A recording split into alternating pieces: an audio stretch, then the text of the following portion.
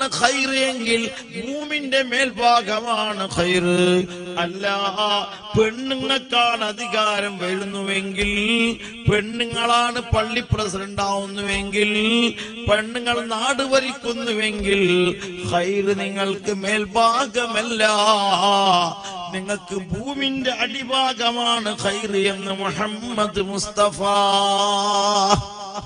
അല്ലാഹു നമ്മളെ പെണ്ണുങ്ങൾ അല്ലാഹു ഖൈറിലാക്കട്ടെ.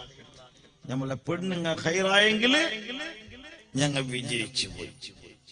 അല്ലാഹുവിന്റെ റസൂൽ ചൊല്ലിയ ഒരു ഹദീസുണ്ട്, ദുനിയാവിൽ 3 കാര്യം നമുക്ക് കിട്ടിയെങ്കിൽ ഞങ്ങൾ ജയിച്ചു പോയി. അത് വിശദീകരിക്കാൻ ഇപ്പൊ സമയമില്ല, അതിന്റെ സമയം നമുക്കില്ല.